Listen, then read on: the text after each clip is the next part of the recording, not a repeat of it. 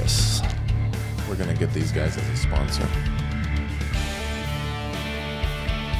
Are you just saying that? Yeah. Or do you have inroads? Okay. I don't remember the brand. Welcome to the Grappling With podcast. Dr. Chris Hardy and William Walker will take a deep dive into topics covering wellness and prevention, performance, recovery, and injury management. Our mission is to provide the latest science-based information to help you get the most out of your grappling journey, both on and off the mats, and help you overcome any challenges you may be grappling with. Dr. Hardy is a licensed physician and BJJ practitioner, but the contents of the podcast are meant for educational purposes only and should not be taken as medical advice. Please seek out personalized care from your own medical provider prior to implementing any medical treatment or intervention. Disclaimer. No medical advice today. Well, maybe. But how about I say jokes? They are not meant to be serious. And I don't want you to hold them against my professor, my gym, my friends, or my family. Lighten up, people.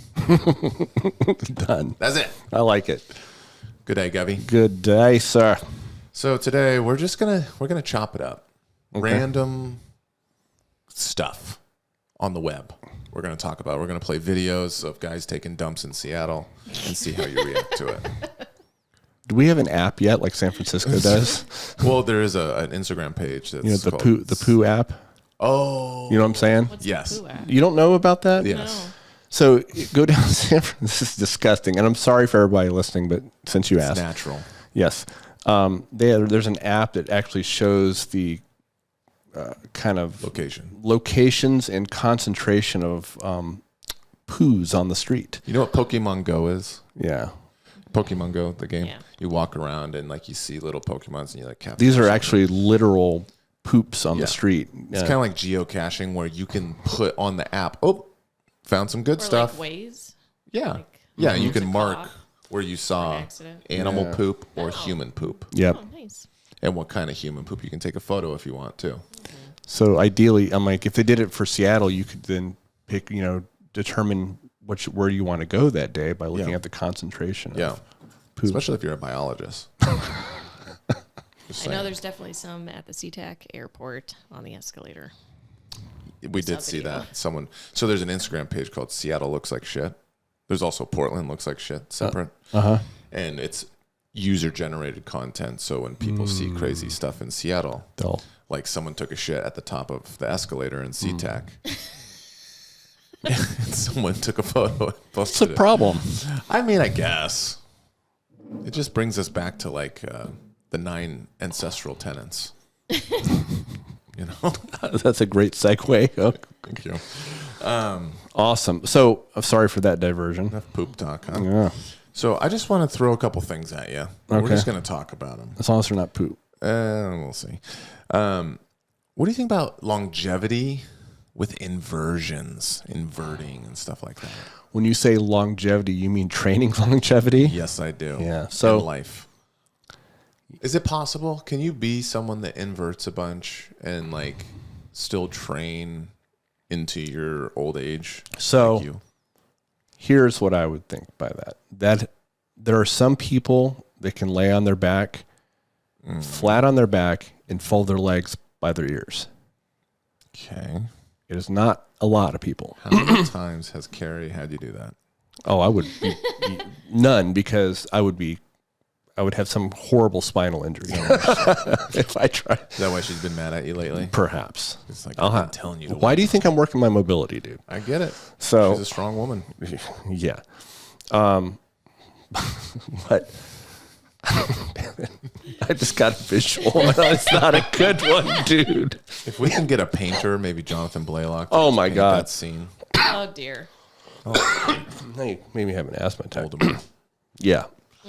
But if you have that kind of mobility in your hips and hamstrings and stuff like that, where you're not putting excess pressure on your low back or your neck, especially kind of that stacking position, I don't know how much that would be a problem. But if you're not that person, which many of us aren't, I'm thinking like you're kind of Mikey Musumeci guys. Is inversion more of a hips or spine flexibility? Like, what is it more? It depends. right? For me, it's a disaster. And I'm got that Ronnie Coleman spine. Oh my God, Welded together. Well, no, it's just that my spine is fine, but it's my hamstring mobility, especially, is very poor. And so to compensate that, to get more of an inversion, I have to use my spine. Is my point. Okay. Does that make sense? So do you have to get more onto your neck? Yes. Which is obviously yes, and I have to have a bunch more flexion in my spine. Okay. Which isn't good. Especially under load. Yeah. Okay. When you're maybe getting past. So for me, it's a horrible idea. I will occasionally, the closest I get is kind of like a Granby or something like that, where I'm just trying to escape something and flip my hips around. Like turtle or something like that. Yeah, but exactly. But I'm not going to play like a guard that way, nor could I. And so I always am a little envious when I see someone, like you're a perfect example. See someone's leg rip around there. I'm like, how did that leg get there? I have no idea. When someone's trying to pass, and all of a sudden you think you're north-south and there's a foot in your face, you're like, okay. So I notice I don't have like really lower back pain or back pain right now. Right. But I'll get like my back might start tightening up if I sit out a couple rounds after I trained, and then I'm like, I feel like the muscles are tightening. But is that style, is it just safe to say that you probably shouldn't like try to make that your game into older ages? So my bias would be to not have especially a guard that relies heavily on inversion. Okay. Because what's going to happen is, even if you have a really good inverted guard, what people are going to do is like, okay, I got to find a way to kind of stifle that inverted guard. And they're going to start putting some smashing pressure down on, you know what I mean? It makes them even want to trap that more. And that's how you have to address those kind of And I think addressing that type of guard, and over time, when someone is doing that and people are trying to figure it out and trying to stop it, more and more realize that you're going to get more and more spinal compression, things like that. So to me, I don't think it's a guard for longevity as far as that being your A game guard. Sure. I think it's a very useful tool for transitions, right? Or you're going to go like, De La Riva, Berimbolo, right? But that's not like you're sitting there playing a crazy, that's your guard game.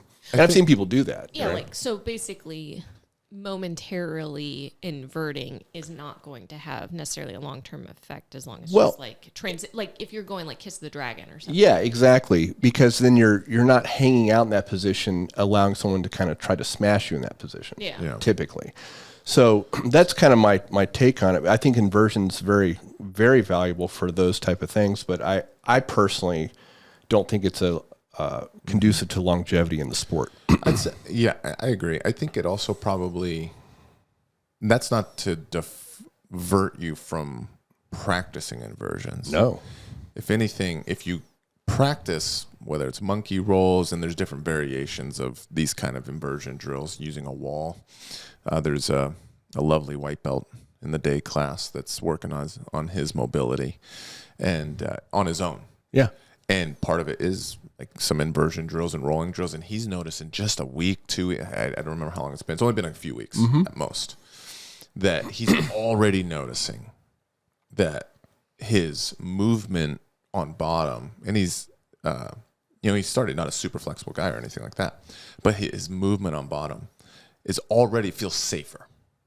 Like he's able to, from a technical perspective, he's gaining knowledge, but then also from just a body awareness, he's actually staying out of kind of gnarly spots. Like an injury can happen. Definitely. That's very valuable. But what he's basically doing right now is creating motor patterns and being able to move in that, that inverted type thing.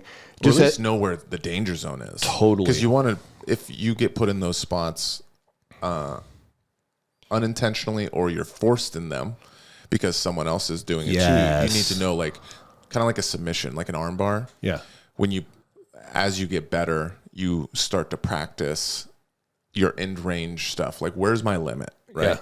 Josh Haggerty's very good at this, right? He knows how long he can really hold on to a choke. So a lot of people give up because they think they don't have it, because he's been there. He's been to that end zone, that end point so many times. Same with an arm bar. You start to learn as you get more control where the end point is, so you know, like, okay, danger zone. Yeah, exactly. And speaking of arm bars and that inversion thing, you know, when someone's stacking you and you're trying to apply an arm bar, you know, turning underneath, that's a really valuable skill to avoid getting stacked. So I think that's really important. Because in the beginning, your neck's going to get in the way. Yep. You're probably going to hurt yourself on Exactly. accident. Well, it's funny you talk about that monkey roll. I had a visual in my mind of myself doing a monkey roll, which looks preposterous. Because I have a long torso. First of all, long torso, short legs and short arms. And poor hamstring flexibility. I look like a Mr. Potato Head with these little dangly arms. You look like someone trying to like roll a banana, like a banana on it. That's exactly right. It's a little stiff, Chris. Yeah. Or an orange with some toothpicks in it. Yeah. Just kind of rolling around. Yeah. You know, visually, you do look like that. I know. Yeah. That's why I brought it up. From like the skin perspective. And the orange peel skin. So mean. Oh. No, I didn't. People can see he exfoliates. They know it's a joke. You got good skin. Oh, thank you. I mean, especially that forehead area. I mean, it's gotten a little bigger, but It's gotten larger, more. it's just the volume. The volume is more, but Yeah. you can. But what I'm trying to do is not worry about hair loss. I'm trying to accentuate my scalp now. Okay. So I'm proud of my scalp. So as it recedes now, Would it bother you if I only stared at your hairline? no, Like Jim. Yeah. no, It's an old sales trick. is it? Yeah. Yeah. You don't look at him in the eye. This doesn't bother you? No. You sure? You know what really bothers me is this.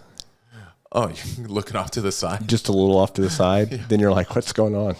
Yeah, exactly. Meet my eye line, Chris. Exactly. So at least you're lined up on me. Oh my God. That drove me crazy just for the 10 seconds you just did it. Or how about this?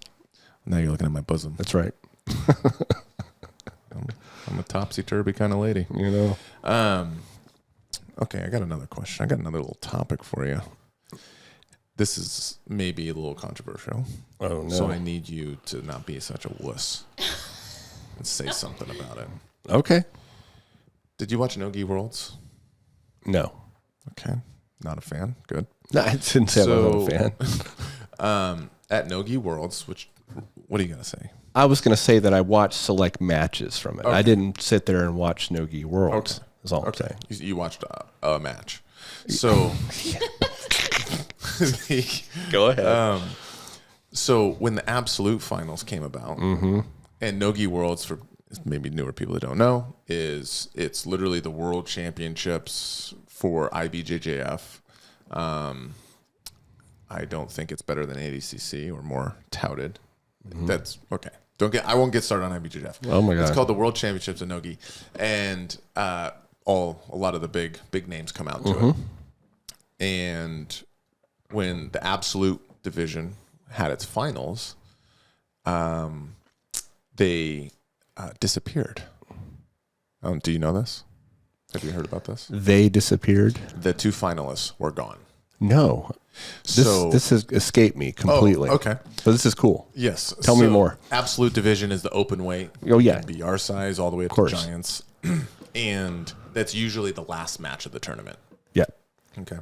Well, typically IBJJF only tests for PEDs in... Okay, I heard about this. I see that Alzheimer's. It just No. Now it's clicking. As soon as you said PEDs, I'm like, someone ran away. Yeah. Okay, gotcha. And they typically only test for the GI World Championships. Last year, and I think they have tested for Nogi, but last year they didn't. And so I think a lot of people kind of assume like, oh, well, they're not going to test for Nogi. Well, as things were settling at the last bit of the tournament, and typically IBJJF only tests people on the podium. Typically the guy that won, maybe the second place person. I know we're assuming everyone knows, but PED, performance-enhancing drugs. Bomba, acai, steroids. Right. And Many names. Yeah. Trembolone sandwich. You're very well versed, apparently. I am, actually. Have you not seen the guns? Well, you need to have a talk with your doctor and tell them that you're on steroids as well. So, Okay. because that could have health complications. It's true. I actually did a fresh injection last night. He's not on steroids. TRT is not steroids. I know. Okay. But that's why I did some Winodrol as well. Olivia's like, you're feeding into people's suspicions anyway. True. They're like, dude, he's got to be on steroids. That's true. Well, anyway, I did film injecting my TRT shot last night for our Professor Andrew. Where'd you put it? In my butt. No, he didn't. No, I did my quad. Yeah. I'm a butt man myself. Trust me, I know that. You're the ass man. The ass man from Seinfeld. But he said he doesn't want to see it because he doesn't like needles. So I filmed it anyways. And I walked him through the whole process.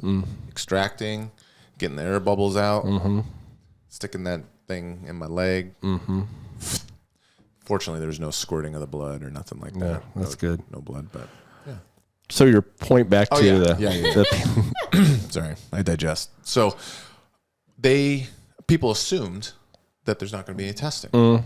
Well, there just happened to be a 41-year-old, maybe 42, giant of a man that looks like he sweats testosterone, named Roberto Cyborg Abreu.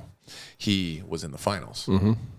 And as they're warming up for the absolute final, there's also another final that needs to be done. I think the medium heavy or heavyweight, one of those.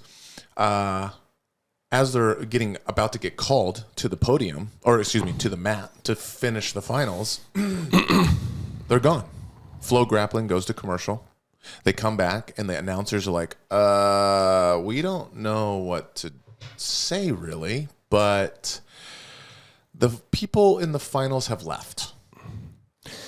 Because USADA, which is the anti-doping agency that IBJF commissions to do the testing, walked in the door randomly.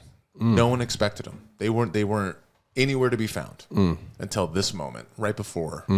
And they see them walking in with their briefcases, and then literally, do they have USADA hats on?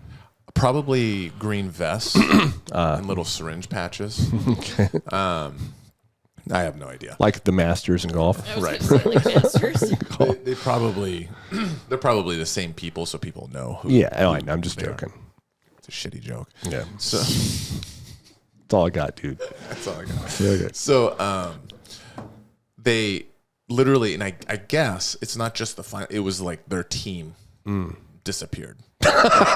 50 guys just gone. It's kind of funny. Now, so we had Cyborg, and then Henrique Ciccone, or the guy that Craig Jones like quick armbarred in ADCC. I forgot his name. He won Nogi Pans.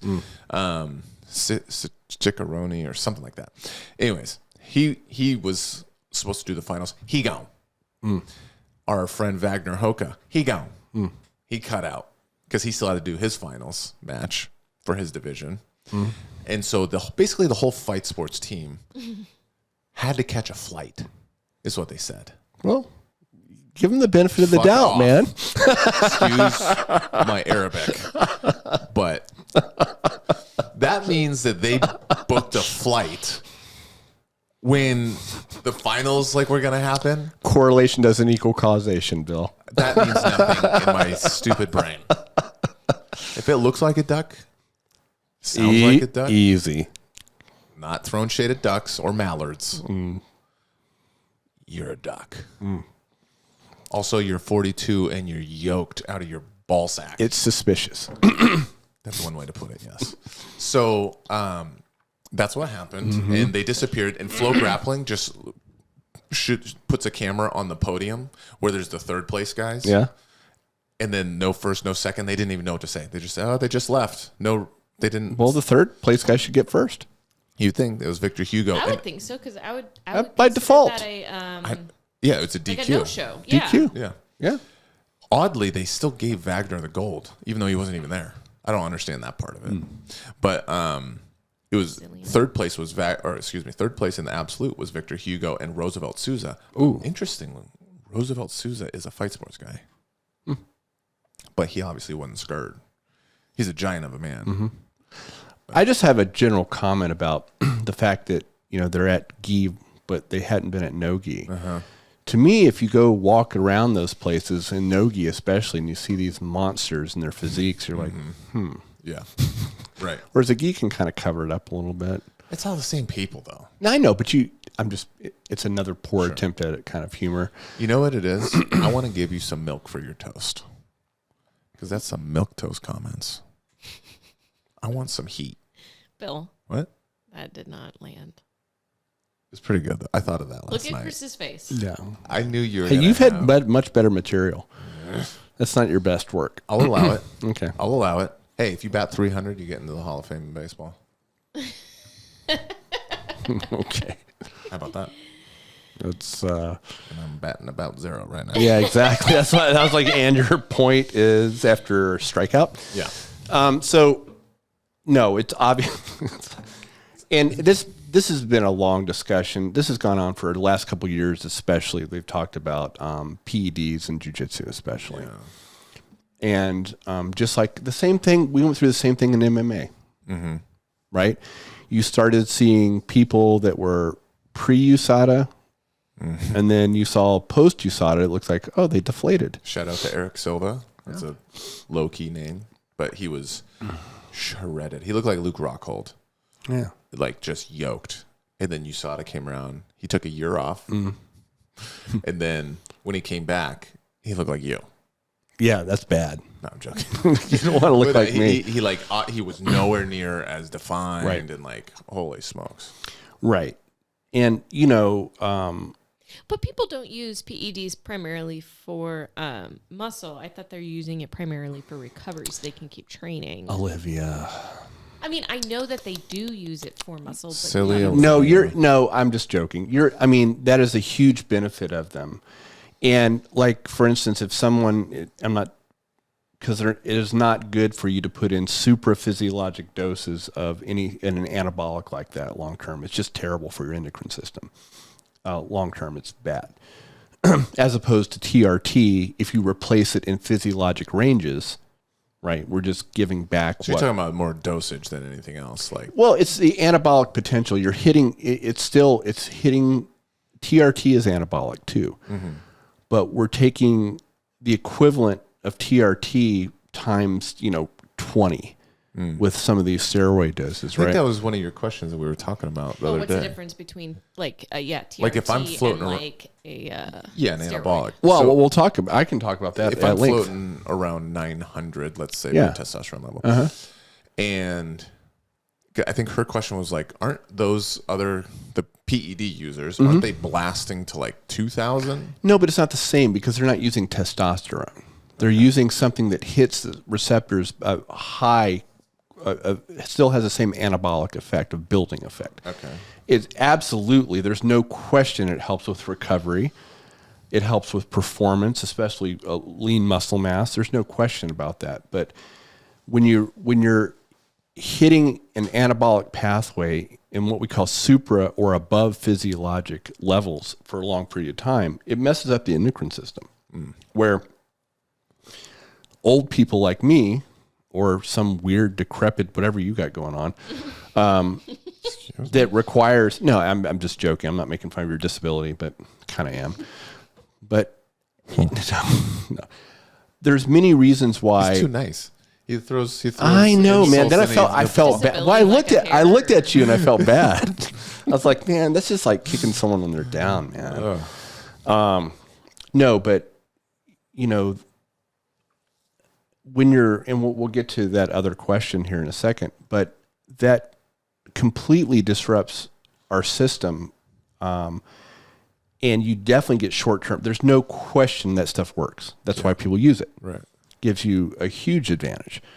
But, the health effects are terrible long-term. And anybody that's seen any competitive bodybuilders who do that for basically a living, that's just, they have to compete. You look at them after their career. Right. And it's sad. Yeah. So, I mean, they're wrecks. But anyway. So what do you think about these guys? How they bowed out? What do I think about what? How they bowed out? Well, I mean, it doesn't take a genius to figure out that. Do you believe them that they had a plane to catch 50 guys? Well, it seems unlikely. Again, I don't usually cast aspersions. I wasn't there, but if you just laid that out as you did, it seems highly suspicious that we're avoiding something. Sounds like a bitch move. I know they could beat my ass, but I don't care. Yeah, I'm careful about those guys are monsters. But this is what happens when people are going to game the system. They just are until there's something in place. Yeah. That there's unless I get proven wrong, I'll take my comments back. If something came out. Well, me too. But I mean, but the way you've laid that out, it doesn't make any sense when you have just a mass exodus like that. Yeah. Especially missing finals matches. Finals on world, right? I mean, that just come on. Yeah. I mean, not for a flight. Sorry, bro, gotta go. Yeah. That obviously it doesn't make any sense. What do you think about closeouts? Oh, with two teammates? Yes. Man, I think you could argue both sides of that. But if it's a finals. If it's a finals, sure, man. But tell me the argument for doing it. For not actually going through and doing it. Yeah, and just being like, okay, Chris, you win. Yeah, that's a team dynamic thing. I think if you already had, what brackets you're in, okay? If you have teammates in those brackets. And if you say, hey, look, if we come up against each other in finals, I'd really like to kind of go at it, and we'll have, we won't have anybody coach us or something like that, right? Yeah. I think that's totally legit. It doesn't. But you said that there's an argument. No, I'm just saying I've heard other people say, well, that just goes against what we're doing as a team. We're a team. We're not a bunch of, we don't want to compete against each other. It feels like people just don't want their feelings hurt. I don't know. I think it would be individual, right? It sounds retarded. Because the Rutolos have fought each other. Exactly. Most likely that teammate that you're in the finals with, that's your same size, age-ish, whatever. Yeah. You guys have gone and rolled harder in the gym. Absolutely. Than probably what you're even going to do in front of everybody. Right. Or it's going to be the same. There's not like an extra gear that No, I get, and I completely agree with what you're saying. Yeah. I think just from when I've heard people talk about that have been in that situation and that decided that this is what we're not going to compete against each other. They have a different team dynamic, and they're thinking that we're just at all costs, we're not going to have our teammates compete against each other. I don't know. But I think that's where I think the idea of people don't want their feelings hurt, because basically it sounds like, and this is me just reading into that, but why would someone not want to compete against their teammate? And it disrupt the team. Well, that would be if someone's got butthurt about it. That's what I'm saying. I think it's an individual thing. I think it depends on who those people are. Like let's say you and I, we're not in the same age group, but we're in the same weight group. Let's say I went up with Bill. I don't care if he catches me. Mm-hmm. Because we've caught each other before. It's like it happens. Who cares? It doesn't mean that. I mean, you might feel differently. It doesn't mean that all of a sudden. Well, I'm freak out. The craft talk would be like, well, do you see the podium picture and who was on top and who wasn't? Well, let's just think of how Chris brings up every time I see him that he got his black belt before me. You know why I do that? Because I'm a beaten man, and you've been such a jerk to me for a year on this podcast. That's all I got, dude. I cannot confirm or deny anything. You don't have to. It's recorded. I've been in your punching bag for a long time. Been the guy like, your mom pays me on the side. I actually believe that. So, will you humble my son? Oh my God, right? No, I mean, if that's all I got, man, you're doing okay. But no, I mean, it's not like all of a sudden that, we have two teammates and all of a sudden this person, this person's, I'm superior to you now. No, man. I mean, you look at when we have competitive roles in the gym, anybody, you can have. Yeah. Back at any Who given cares? role. Maybe you have make one mistake here. They know your game and blah, blah, blah. Yeah. I think where it really gets toxic is when the head coach picks who's going to take the fair enough win. The win at. They don't compete. They just they shake hands and say, okay, you're going to take this. How do they even determine that? Well, I know there was one case with Ari Farias, I think his name is. So he I think it was his first year at black belt. Mm-hmm. He made it all. I think they were checkmat at the time because I think Ari is now Autos. Mm. I could be mixing the teams up, but it was his first year at black belt, and he made it to the world's finals. Mm. That's very difficult to do. It's awesome. It's very unusual for a first year black belt to make it to the finals. And the head coach, which was either Andre Graval, if it was Autos, or it was like Leo Vieira / I think it's at Leitch for checkmat, picked the senior guy to be the one that took the gold. And it was horrible because even though like they were happy for each other, you could see Ari was like crying and like destroyed because he just worked who knows how long and put so much energy into this. This is very interesting. There's a correlate that I've experienced in the military. So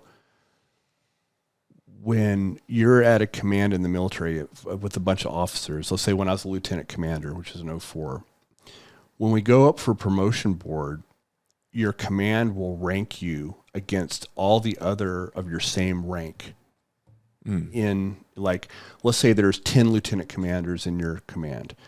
Your commanding officer, then they'll get together and they'll rank you 1 through 10. Mm-hmm. So on your, what we call fit rep, which is basically your report card, all these things go to the promotion boards, the central promotion boards for the Navy. On your, it'll say he was number 1 of 10, right?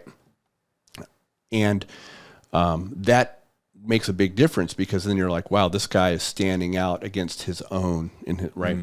But what they do is if there's some guy that has just gotten promoted to lieutenant commander and then there's a guy that's been, or not just, but is more junior, kind of like you are to me as a black belt. So, oh my gosh, come on, man! I had to do it. Yeah, I know you're gonna mess me up. I'm gonna spit in your glasses. That's fine. We do have class tonight. I know he can abuse me tonight. But anyway, sometimes they'll say, "Hey, this guy's been here longer. We're gonna give him the higher ranking, even though this guy might be outperforming."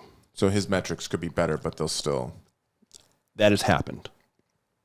To give this guy a better chance, it's been this longer to get the next promotion.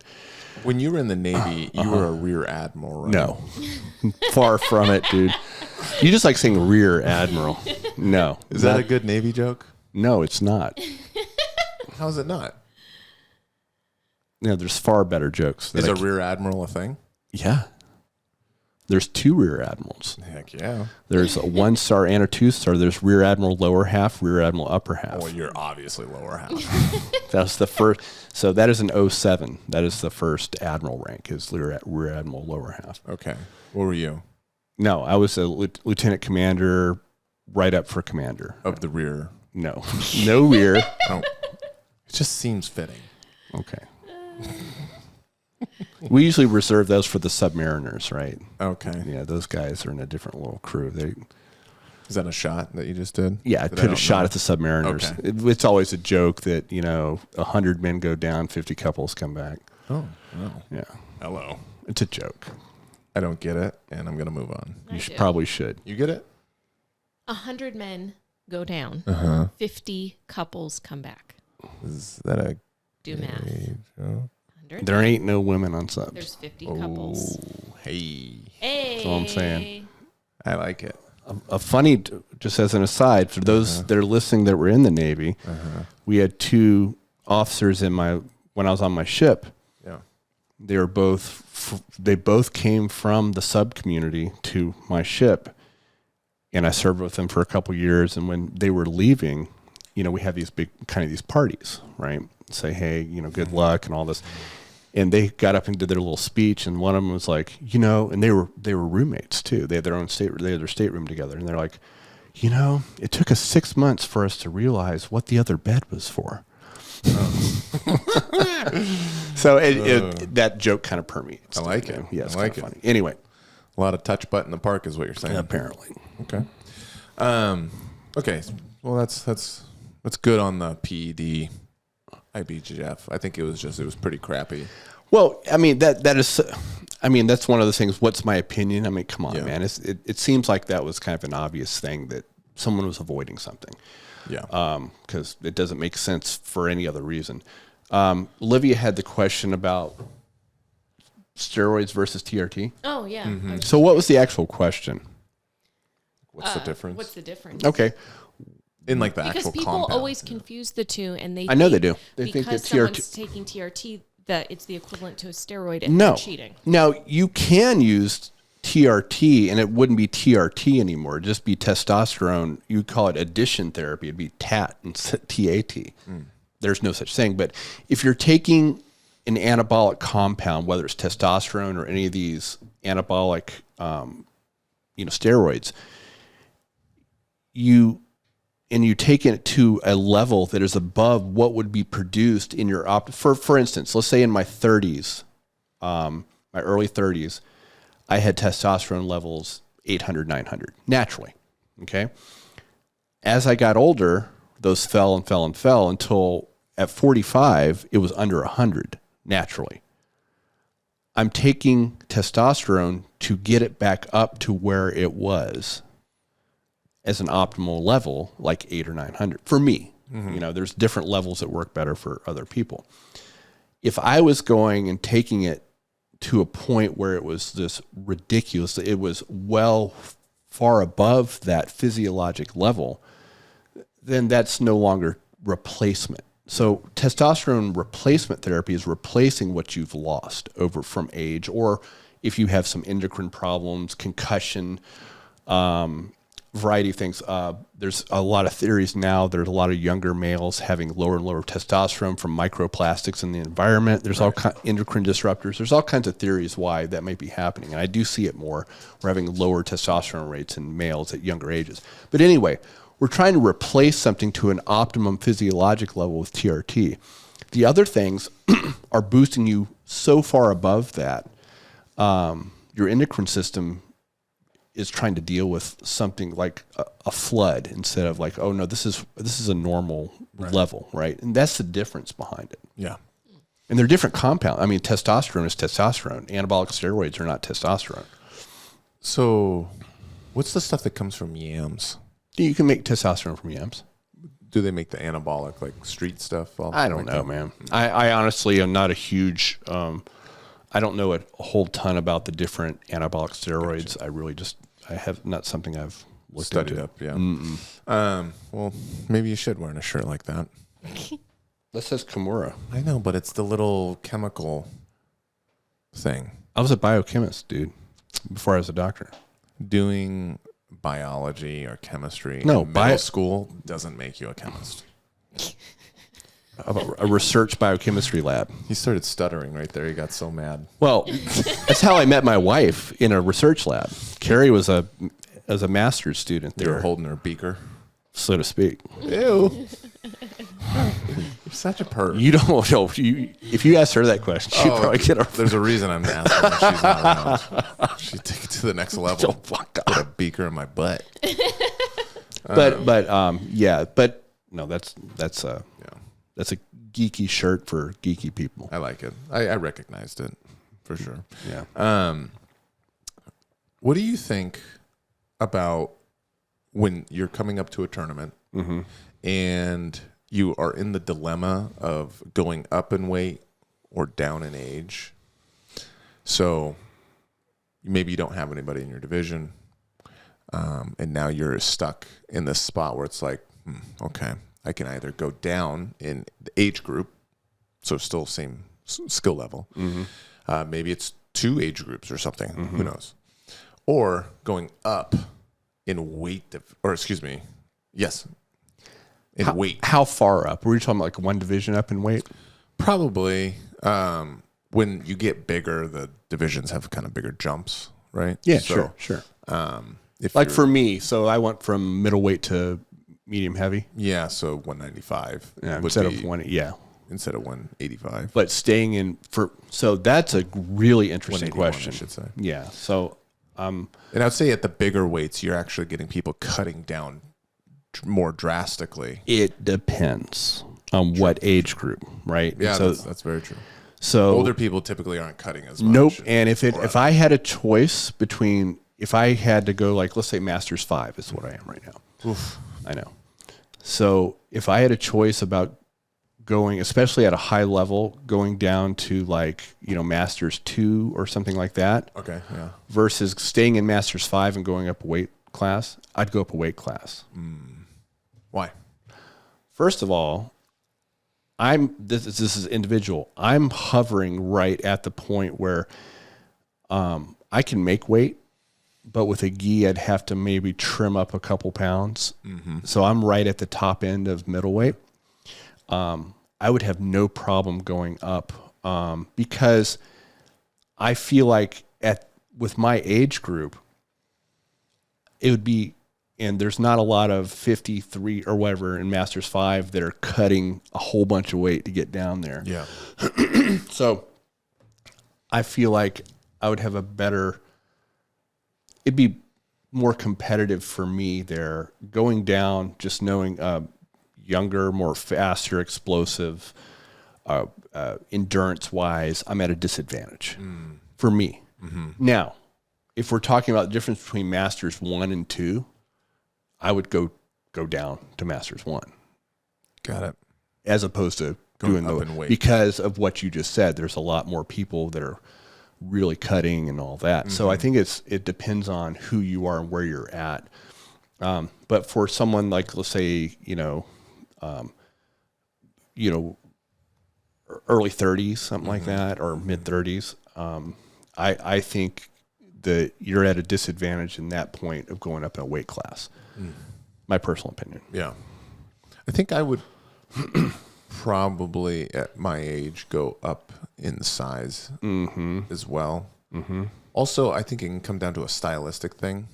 Oh, for sure. So like if you know that, so some of my game, at least on let's say my top game, there's a speed element, kind of quick. I'm not fast. No, but you have quick movements. Yeah, for sure.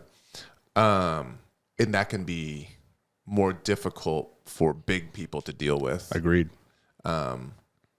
So I would probably do that. Yeah. Go up rather than go down. Because when I go against like some of these adult savages, yeah, I know. That's what I'm saying. that are just blue belts, Yeah. like Alan and Tom, I'm just like, I feel like that would be difficult, especially black belt. Oh, yeah, and that, I guess that's my point. But if you are, not, Yeah. But it's also different. Like, let's say you're starting at Master 4, Master 5. yeah, You're only going down to Master 2, Master 3. I think there's something there as well where you're, how do I say, if you're a Master 2 right now, or a Master 3 maybe, you're talking about going all the way down to adult. yeah. Potentially. Well, it depends Or on Master how 1. far you're going down. Yeah, what the situation is. Yeah. I think that's a much harder difference Yeah. between, let's say, Master 2 and adult than Master 5 or Master 4 and Master 3. I think that's a good point too. Yeah. I just for where my personal, so if I was light for my weight class, that'd be different too. Sure. Right. But I'm not. I'm like kind of right at the top end of mid. So I would definitely go up a weight class for me. Yeah. Because right now I'm at about 183, just walking around, and I could get down pretty easily in a week or so, to so I could weigh in. Yeah. Yeah, 183, huh? that's where I'm right now. In your chest. No, my whole body. It's a He has not given you anything today. nothing. That's a Not liar, yet. liar quote. Yeah, I know. No, you don't. Yes, I do. Because I know that whole exchange between Jim Carrey and the other. Did you know it when I said it? What's that? Did you know it when I said it? Yes.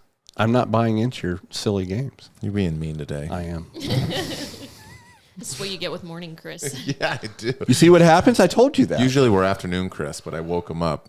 Yeah. And, at 11 o'clock, and he's like, just a salty old man. Yeah, I was like, I'm not playing your games. So, another question. Hobbyist versus professional and the stigma that comes with that. What do I mean? I just read your mind. You're like, what do you mean, Bill? I know what you mean. Okay. I'm still going to explain it. Because, never mind. So, oh, is that a bad joke? So, a lot of people use the term hobbyist. We just talked with the old Professor Andrew about this a little bit. I kind of agree with him, too. You were there, right? I was there. Yeah. And his opinion was, I'm not going to speak perfectly for him, was he doesn't like that term hobbyist. Yeah. I tend to agree. Like, as he explained, I never really thought about it. You can also say recreational student or rec student, right? That's another kind of way to say it. To differentiate from a professional or a competitor that is like, essentially their life is competing. They're into jiu-jitsu for competition. Yeah. And that doesn't mean like they're paying their bills through jiu-jitsu, but that's their goals and their aspirations and their mentality. Totally. Right.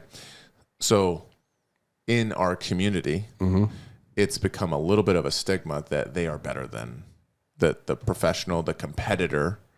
Once again, not even a pro, but just the competitor is more important and better from not just like a jiu-jitsu technique perspective, but just a better almost practitioner, if you will, or better student, and just more important than the quote-unquote hobbyist / rec student. Yeah. I don't like the hobbyist term. It makes me think I'm like making pottery or something. Hobbyist is like, I have a hobby. I have a hobby. Jiu-jitsu to me is a lot more than a hobby, right? It's definitely a big part of my life. Your hobby is not jiu-jitsu. It's like the doll making that you do, right? Like you consider that a hobby, like the room you showed us with all the dolls, the colonial and all that. Okay. I'm just like, it's funny what comes out of your brain. I'll have to check you. Was that TMI? I wasn't supposed to tell him about that room? No, what's funny is you're like, you must be hallucinating. If you're talking about guitars, yes, I have a lot of them.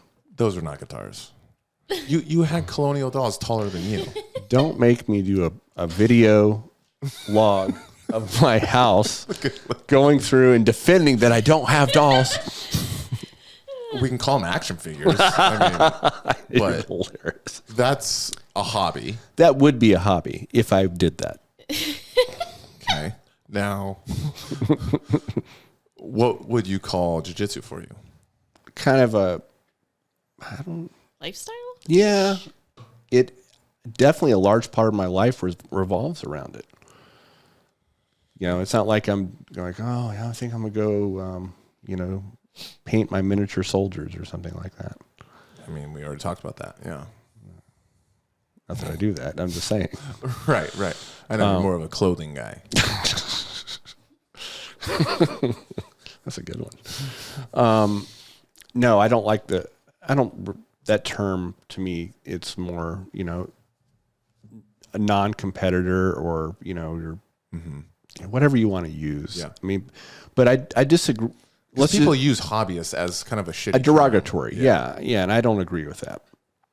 Because I would argue, and we've seen examples of this, there are very successful competitors that I feel do not have well-rounded games. I would say it's more often than not. And so if someone's going to say that they're, a better practitioner, I would, and there are exceptions, but I would disagree with that in general, because you can have someone that is just super solid and razor sharp at like one or two things. Is really successful with it and wins competitions. Sure. And a lot of the competitive mindset is, well, I know I'm super good at that. People can't stop that. So I'm going to keep doing that. And it typically, for a lot of people, they don't branch out to get more of a complete, to be a complete martial artists in jiu-jitsu, right? Have the, more of a well-rounded game. So I definitely don't think that holds weight with, just from what I've seen. Which is what Danaher and Gordon Ryan kind of shed some light on, right? Was a lot of competition world champion black belts suck at escaping bad positions. Yeah, because they're never in them. Right. There became a time where they got very good to where, I mean, even a recreational black belt student can, unless they're rolling with other black belts or high level or whatever brown belts, they can never be put in a bad spot. And even if they're going against others, like they can be so stingy that they're rarely there. So that can even happen to a non-competitor. Yeah, for sure. But let alone a competitor that has like a very difficult guard to pass or a very good top game or something like that. Yeah. So I think there's a bunch of people that and we're going to draw because there's a lot of people in our gym that aren't quote unquote competitors, but they do compete. Right. So that's all muddies the waters a little bit too, but they don't, that's not like their identity is not like, well, I'm a jiu-jitsu competitor. I hit every, I travel to tournaments and things like that. No, I don't like the hobbyist term. It's kind of dismissive. Yeah. Yeah. Go Well, ahead. I think it's too, because I think hobbyist kind of is like, a hobby is something you do in your downtime, but this isn't necessarily things that people are doing in their, like they're actively going and doing this. Where the lifestyle like thing they're comes making in, changes in their schedule to be able to accommodate that. Yeah. But then, so would you call them a practitioner then instead? We could sit around and come up with a lot of better terms probably, but but there's so much more to it than I mean, I've used the term hobbyist myself, but I mean, we just had this conversation. It's all but recently. It's just because the only lingo that they you have a vocabulary to describe something. I think you can use it in a way that's not being like crappy. Of course you can. But I think competitors, if they start to get that kind of mentality, they need to check themselves. It'd be someone's like, well, I dabble in jiu-jitsu. Right. That ain't you or me. Yeah. I'm like full on as much as I can. Right. Well, and I do think there are like scales. Like there probably are actually people who are legitimately hobbyists, people who don't make it a priority, come in when they can. Like it's just not a big part of their life. Sure. It's not a priority, but they want to learn it, but it's literally a hobby to them. And then there's people like you guys where it's part of your everyday life. Like every week you go Monday or Thursday, Saturday. Right. And when I'm not there, I'm watching videos and stuff. Yeah. Damn near every day. I'm doing something with jiu-jitsu. Something that's grappling. So there's just like there's different levels of commitment. That's a good way of putting it too. But I certainly don't think, I mean, you even brought the point you were talking about with me about the judo competitive black belts versus was it you or is it Andrew's talking about that? Maybe Andrew. I'm just passing along. This isn't first-hand information. We're talking about like one of our black belts at our gym is also a judo black belt. And I think the story was relayed that a more depth of knowledge was expected from the non-competitor track than as the competitor. Yeah. As far as getting your black belt. Yeah, which is interesting because it's very interesting. And I didn't know that. Like a judo culture thing is, okay, you have aspirations to be on the world team or national team or whatever. You have some sort of competitive goals that they will not actually have you go down the path of learning the 40 judo throws that are the requirement to know. See, I didn't know any of this. This is all just secondhand. Yeah. What I was told. Yeah, it's interesting. So because they want to have you have a couple totally just incredibly sharp knives. Right.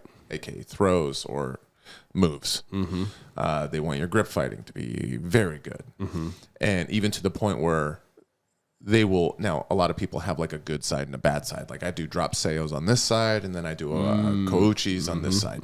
But I don't really do kouchis on the other side, and I don't do drop seos on the other side, right? But they embrace that. Right. Because you're so good at the drop seo on the left side that that's going to be your throw. And then you're going to have your Hizaguruma for the other side. Because they play off, right? Yeah. But you're not really going to work. But the practitioner, the recreational student that's wants to be a black belt, they want to be well-rounded, they want to have knowledge, they will have to learn all 40. And I'm using that a little bit. I'm stretching that a little bit. Like I'm sure the competition black belts know the 40 basic jiu-jitsu, or excuse me, judo throws. You're just using it as an example. It's just an example that they will have to know it in and out. Right. They will have to be able to perform drop seos on both sides, right? Yeah. And some of the chaining mechanisms and stuff like that. I think organically there are a lot of jiu-jitsu competitors that kind of fall into that without it being structured that way. Yeah. With it, they'll go to their A game at the expense of learning anything else because they're very successful at it. Yeah. It's an easy thing to fall into. Totally it is. And it's as you progress, like there's pitfalls throughout jiu-jitsu and progressing and getting better and all that. One of them that you don't see until you're advanced, so purple belt, let's say. Some blue belts might do this, but it really at that purple belt is getting out of the groove of your A game. Yeah.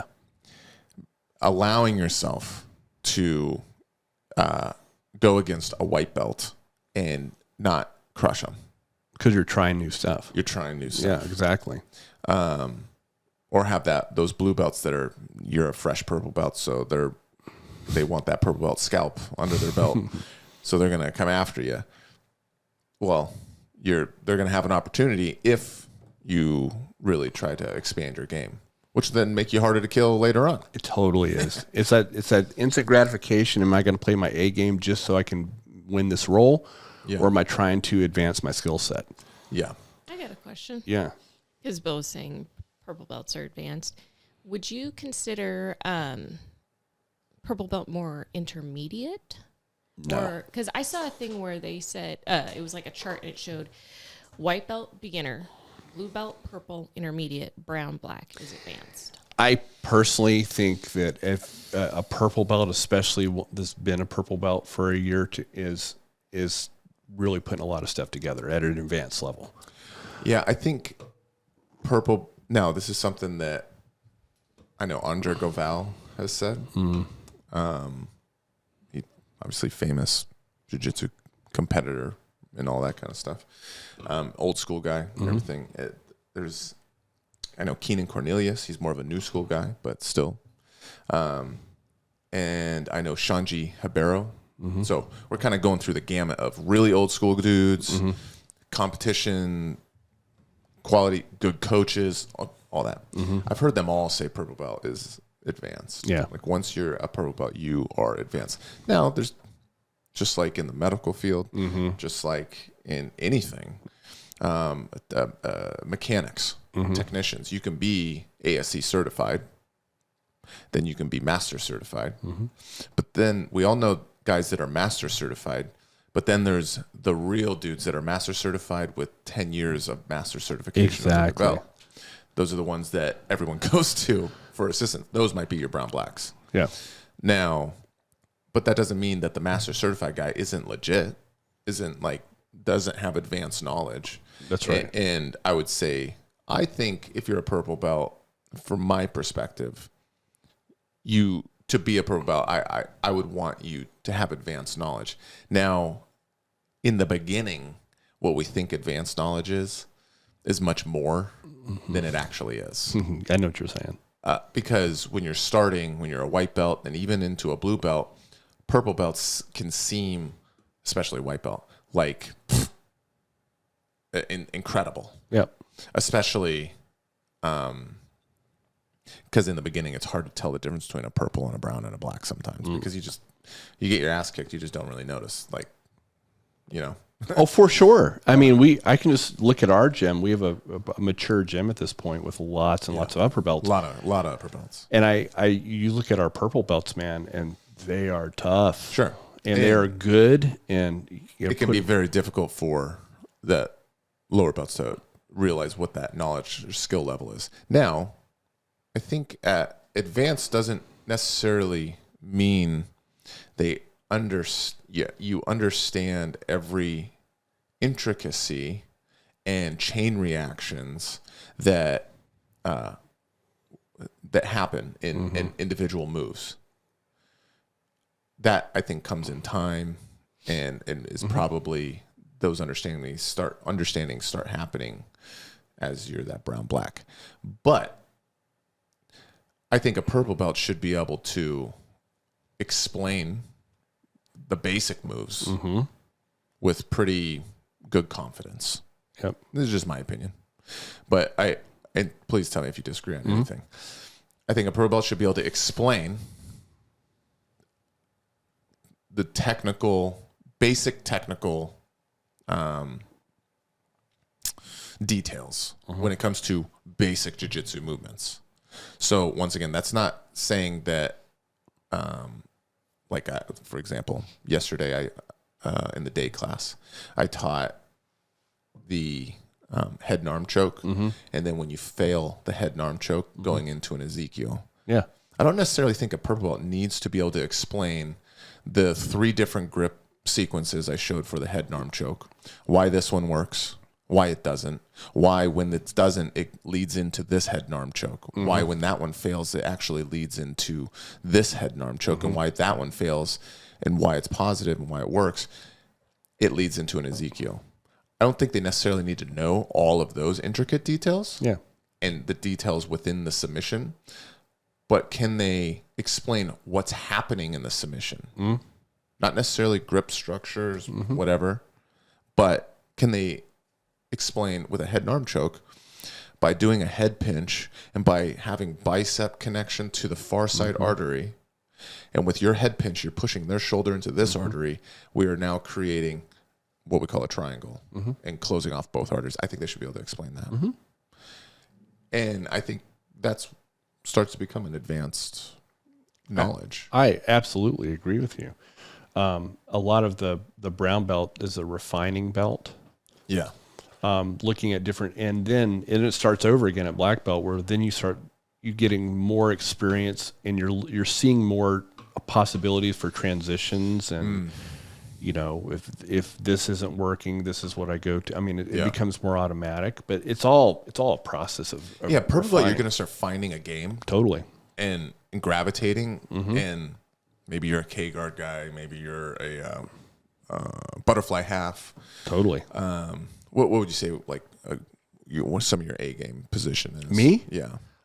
Knee shield half. Okay. What about top? You know what my A game is on top. Top half. So, okay, getting into top half. Absolutely. Passing from there. So you develop that at purple belt, and you really refine that. That's typically, right. That's what I did. Yeah. So you located what your game, what you gravitated towards, what you enjoy doing, and what you just happen to be naturally kind of your mind does well with. You develop it, you hone it, then you got brown belt. Now you have that game.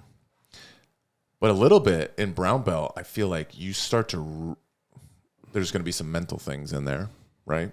Being stingy in every moment, right? Even when you're getting past and it seems like it's done, there's a stinginess that you're not conceding easily. Kind of that inch by inch mentality. A little bit. Yeah. And then also you're going to really refine fundamentals. Yes. That's one thing I notice with a lot of brown belts, or typically in the jiu-jitsu world, is a brown belt, their fundamentals are sharp. They're black belt level for the most part on a lot of different, like an arm bar or something like that, or it should be, at least in my opinion. So they have their game, they've identified it, they have these sharp fundamentals, right? But going back to the purple belt, they'll have fundamentals. Maybe they won't have all the conceptual stuff down, but they'll start to develop kind of an A game that fits them. And that's why I think that belt can really be considered advanced. I completely agree. Because it goes beyond the fundamental piece. Yeah. But they have fundamentals. That's a requirement. Yeah, because I look at, white belt beginner, kind of a blue belt is that transition of intermediate, where there's a lot of pretty technical blue belts, right? And then I do agree you're pushing it to more of an advanced level when you hit purple belt. And I think something interesting though is because you can't have blue belts that give brown belts tough time. There's no question, of course, but you don't. I think it's good that we don't, not just we, but most jiu-jitsu gyms don't just promote people based on rolling. No, as in when Casey, we have a guy named Casey at our gym. He is a hunk of a man, about 195, 200 pounds. Dude, he's a nightmare to white belt. Exactly. Blue belt. And we have another I've taken him to gyms and they go, what is that? Right. Very strong. Wrestling background. 20 years of wrestling. Yep. It's kind of like that perfect storm. Totally. He could join, he's a purple belt now, but at blue belt, he could do an advanced Nogi tournament and beat black belts. I'm not saying he's going to sub them. I'm not saying he's going to win every match, but he could literally do well and give fits to black belts. And we have a new blue belt like that. Yeah, it's just a monster. That literally beat a black belt. Yeah. So I mean, there are those. But my point is, if we just give that guy a belt because he can perform in a certain rule set, right? And can give fits to people because of the existing skill and athletic ability and all that kind of stuff, I think waters down. I don't want to say the art, but kind of the art, our martial art that we do. There needs to be, and I think if a good instructor, a good gym owner will address that with, they need to obtain some knowledge first because it's a different sport. Wrestling is so related that if you bring a wrestler in, that they can do well quickly or right away, maybe, but they're going to do some things that like a blue belt shouldn't do, or a purple belt shouldn't do. Like a wrestler, they always give up their back easily. Right. It's just a stereotypical thing because in their sport, it's not penalized like it is in ours. Right. Same with front head position. They stick their head because if they're a little sloppy with their head position in wrestling, it might result in one thing, but in ours, it results in a submission. That's right. So becoming a purple belt with good wrestling, strong, you do well and you give fits to upper belts and all that kind of stuff, doesn't mean you should get that advanced, quote unquote, belt, purple or something like that, because you're still doing very novice things. Yep. Once those things get weeded out, then you can move up, even though some people might be like, how's Casey still a blue belt? Or something like that. Yeah. It's like, well, there's stuff in his journey that he needs to work on. That's the same with the guy you just mentioned. That's another, like, he just got his blue belt. But we can't just, even though he just beat a black belt and a brown belt and tapped a purple belt in a tournament, that doesn't mean he just gets his purple belt. Right. And that doesn't mean we're sandbagging him either. Because if I ask him to show me how to do an arm bar, he's probably not going to know every detail. That's right. Right. And that's how we keep integrity, I think, in our, that's why Andrew doesn't just give out, our professor, he doesn't just give out belts. He no matter if you're a guy like this doing crazy good at tournaments or you train a lot like me or whatever, you're going to have to show an aptitude, not just on the mat, but intangible stuff too. And then also maybe not even from a technical perspective, because Andrew has a certain, I'm speaking for him a little bit, but Andrew had, in each professor, instructor is going to have their own promotion criteria. Yeah. And fortunate or unfortunate, depending on how you think of it, one of ours is you need to have a dog in you and be able to tap that dog. Like, what I mean by that is you need to be able to have some tenacity and some fight. And maybe that's not your natural mentality, but you need to be able to pull it out when the time counts. And he's going to hold you accountable differently depending on your rank. Right. So if you're in the beginning of your journey and you're struggling with that, it doesn't mean he's going to hold you back for getting your blue belt because you haven't quite got that fight in you. You're not able to tap into it, but he's going to help push you. But as you get higher and higher, he's going to want to see it. And I know this because I started on that side of the spectrum of being too gentle and never being maybe aggressive. conceding position. Yeah, I would concede position to just go into a guard or something like that. That would be I'd follow like a sack of potatoes. I would wrestle up when I easily had the dominant grip or hip height or whatever. And some instructors aren't going to value that as much, but in my opinion, it's a good thing that he does. But that also ties into, the whole self-defense part of our art. Absolutely. Because you think about that, you get in a situation that, that's going to be the thing that gets an untrained person out of a lot of situations, is that ability to channel a fight or flight response, and they pick fight. Yeah, when they can Which also can mean get away. Not necessarily mean no, fight. but it's like it's not giving up on yourself. Yes. Type of thing, and that's a really important point of this whole martial art. Anyway, I mean, the sport part of it is super cool.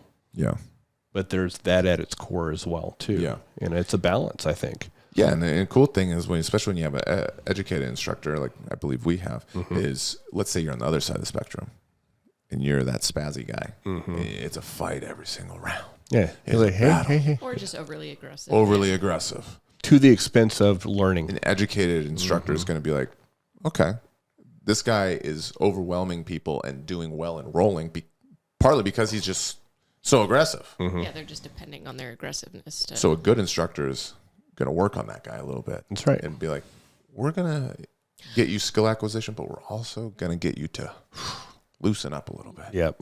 I didn't watch the full clip, but I did see on Instagram, Tynan Delpro was talking about how people do praise aggressiveness, and yes, that can get you to a certain point within jiu-jitsu, but aggressiveness doesn't make up for skill acquisition, and so at some point it's going to fail you. True. You're going to run into someone that has the equal attributes you do but have better technique. Yes. Yeah. Well, and it's interesting when you do watch the highest level of competitors, there's moments of aggressiveness, there's moments of tenacity. But when to hit that switch. Exactly. There's a time and a place, and they have control of that. Even your most wild Hanato Kanuto, the guy just can go 0 to 100. But it's not at every single Gary Tonin, something like that. It's not at every single moment. That's right. That's a good topic there. Yeah. We have someone that commented about. We have a few people that commented about their goals. I just want to shout out. Oh, that'd be nice. Echomania. That's his name Okay. on there. 2791. What do you think that means? I don't know. Neither do I. 2791. Maybe it's their birth date. February 7th, 91. I bet that's it. That's a good point. But they're going to compete. They're putting out into existence. They're throwing it out there. Yes. They're going to compete for the first time this year as a white belt. Okay. But they also want to lose some body fat. They want to get down to 185. They're currently 195. Okay. I do question the weight a little bit because I don't know anything else about them. I mean, are they a don't tall you know what I mean? Yeah. The body type would But matter. my thought is, okay, if you're going to go to 185, you're kind of putting yourself in this no man's land a little bit in a division. There are some tournaments where it's 185 and not 181. So maybe that's what they were thinking, like Grappling Industries. Yeah, if they're trying to get down to a weight class, I guess. Yeah. And that's what it appears to be. Okay. Or I think. So we'll go with that assumption. yeah. They've already been working on losing the body fat, been eating healthier. They're also trying not to drink alcohol this year. That's huge, by the way. Huge. I know that helped me greatly. Yep. And they're hoping to compete in March. And I don't know. I just wondered if you had any advice generic advice to just kind of help them get to that kind of weight loss. Yeah. Go back and listen to one of our first episodes where we talked about, feeding your activity. And it depends on who you are. If you're someone that puts on body fat pretty easily, you may have some metabolic things where, kind of tracking blood sugar after meals, especially starchy carbohydrate, processed food, of course, that kind of thing. You'd be amazed of just getting away from processed food and cutting out alcohol, how much people can drop. Yeah. It's pretty amazing, actually. Yeah. That's a whole, really listen to those first couple episodes. The alcohol thing can be huge. Oh my gosh. Besides the fact of it turns to sugar in your body, the empty calories, the metabolism destroying aspect of it. But, messes with your recovery. It messes with your recovery. Sleep. Like there's so many things that will just alone, and not replacing it with something just else. Clarity of mind, I feel like sometimes I like to constantly, like today I didn't have a water, which is very weird, but I am constantly drinking fluids. Yep. Good and bad ones. At some point we'll maybe talk about some of the stomach stuff I've had. Because good talk. A lot of people know that I have a sweet tooth and I drink Bang Energies. You have a sweet mouth. It's not just a tooth. Thank you. That whole mouth is, Keep going. I'm just saying. Keep going. A sweet mouth. That doesn't sound good. No, it sounds good. You got a pretty mouth, boy. Thank you. Okay. So I that's huge. Yeah. It is it not replace. So what I was saying is it's easy for me to replace beer and alcohol and stuff like that with soda, Pepsi. Big time. I love Pepsi. Diet Coke. Yep. Juice. Yep. That was a big one that I replaced with. I was drinking juice, like Simply, good brand, I guess. Yeah, but you might as well be drinking sugar. It's what it is. Especially when you're taking down a huge 12, 16-ounce glass. I mean, he is drinking sugar with the Pepsi. Oh, yes. I know, but orange juice, people are like, ooh, healthy. Yeah. It's a fruit. People tend to think that juice is going to be better than the Pepsi, which we're talking like, it's not even saying it's better. Like, actually, there might be more sugar in orange juice than probably. in a can of Pepsi. If we were looking at sugar content, orange juice is packed. Detriment either way. Yep. And so, one, if you are someone like that, you just always have to have food. Not a plug, they're not a sponsor. Zevia is probably the best soda that I know of. Well, it's basically water with flavor. Yes. Stevia actually has good flavor. Yeah. Some of the they have cola, they have they have all kinds of Mountain Dew, a squirt kind of flavor. Root beer. They have a cream soda. They actually taste pretty good. Yeah. And they have pretty good contents to it. And I know More Plates, More Dates, Derek, he did a semi-deep dive on a couple of those brands. And he said that from his research, it's one of the best options, what he drinks too. Well, that's why I drink it. Because he did? No. Oh. Because I've did my research. Oh, okay. I don't trust your research. That's Why are you talking now? No, I mean, opinions vary, I guess. It's all right. So just kind of keep that in mind. If you're going to cross and addict. The sleep thing you cannot underestimate if you're trying to lose body fat. If you have poor sleep, it is going to be so difficult. And alcohol definitely interrupts sleep architecture. Remember, you secrete growth hormone during your deep sleep, which is your primary fat burning hormone at night. And if your sleep is disrupted, we did a whole episode on sleep. Yeah.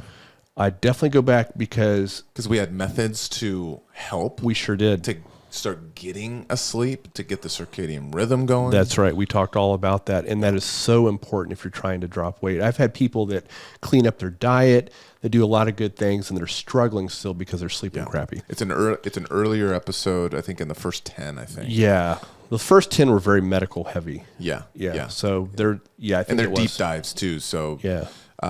You're going to get a lot of information on those ones. Yeah. But I mean, that's a very attainable goal. But you really need to know what you're doing. And, I think the first step is, getting rid of the alcohol and really watching processed food intake. Yeah. And then I would have to work with someone individually because nutrition is very individual. Yeah. About what, Sure. We'd have to look at food logs and look at their blood, what's their blood sugar doing after meals and stuff like that. Sure. Yeah. Good. That's a good question. I think it's very doable. But yeah.